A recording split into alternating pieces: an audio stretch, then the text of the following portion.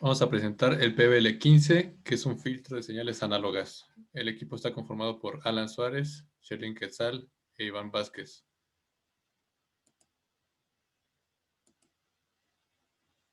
En este PBL se realizó un proceso de recuperación de una señal original.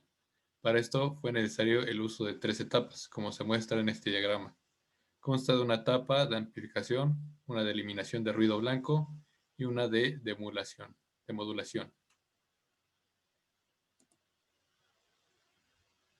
La primera etapa de amplificación se usó un amplificador con ganancia de 10.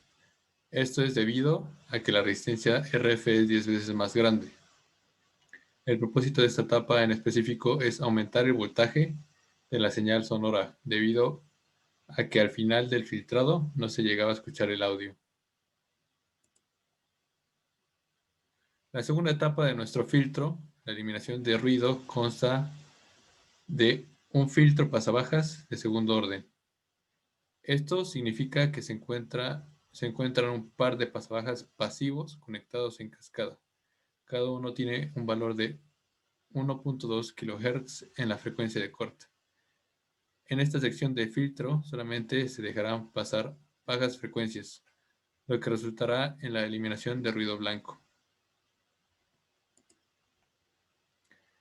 La siguiente etapa es de demodulación. Esta trata de usar un recortador de media onda partiendo a la mitad el par de semiciclos para solamente quedarnos con los positivos. Se usó una resistencia demasiado grande para dejar pasar la mayor información de la señal hasta el final del filtro. En el par de pasabandas hay un par de frecuencias de corte, una es de 497 Hz y otra es de 1.9 kHz. Los principales problemas a los que nos enfrentamos fue que no escuchaba mucho el audio, si solamente implementábamos los filtros. Lo que se hizo fue usar un amplificador para aumentar su ganancia 10 veces, como se dijo con anterioridad.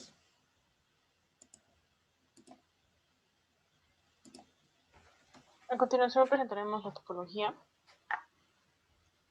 la cual está dividida en varios circuitos.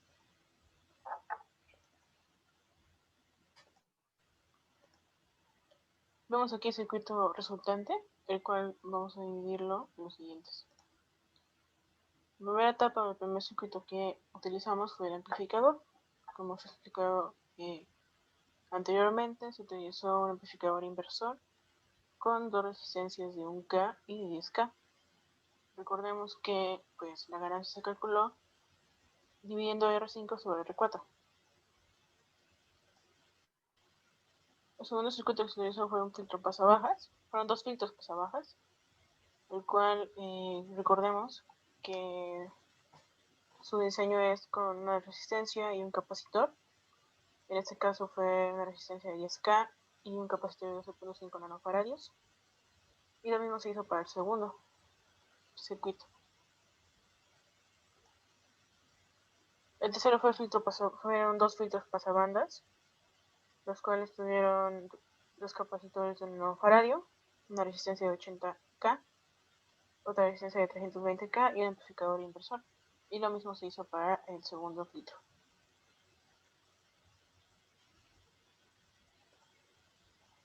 Para el cuarto circuito se hizo el recortador de media onda, el cual recordemos también se forma con un diodo y una resistencia. El diodo 1 fue el modelo de 1N4001 y la resistencia fue de 1 mega ohm.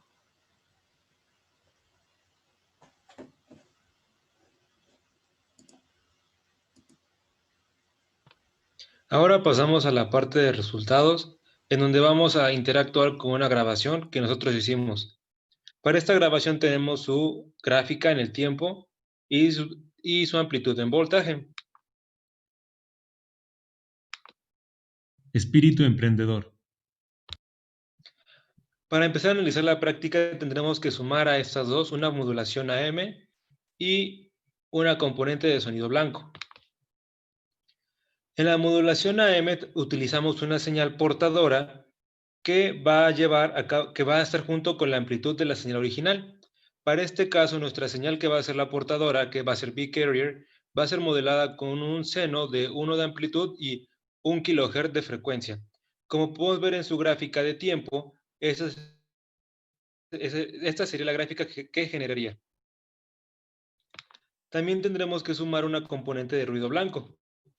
En general, el ruido blanco se considera como un sonido con una señal aleatoria que no guarda una relación exacta entre sus puntos estadísticos. Por lo tanto, su densidad espectral de potencia es constante. Para este caso, utilizaremos esta función para modelar el sonido blanco con este resultado.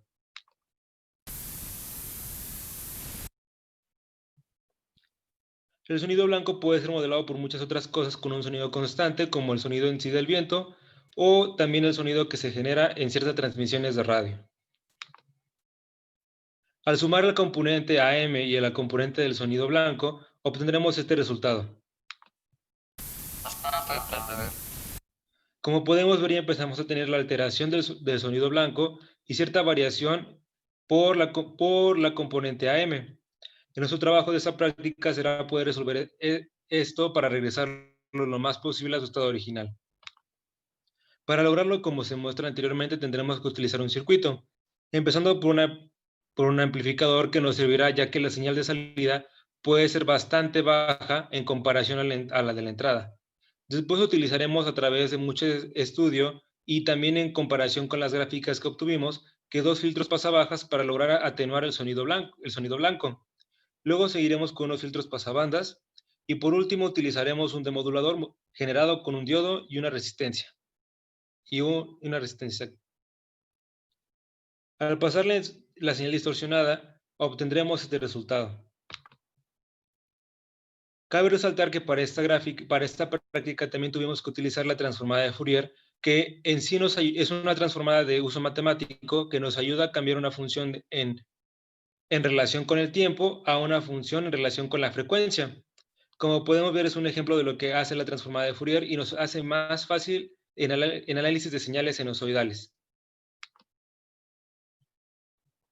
Estas son las dos gráficas que obtenemos al tener la entrada y la salida. Podemos ver cómo la transformación. Tenemos en esto la entrada que es la entrada original, la entrada después de pasar por la componente AM y el sonido blanco, y después la entrada obtenida con todo el filtro que utilizamos. Y al final obtuvimos este resultado.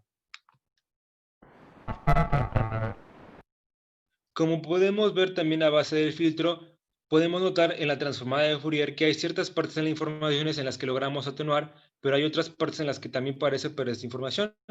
También esto se debe a que utilizamos diferentes filtros y que también faltaría un poquito más de análisis y filtrado para lograr limpiar el sonido de forma correcta.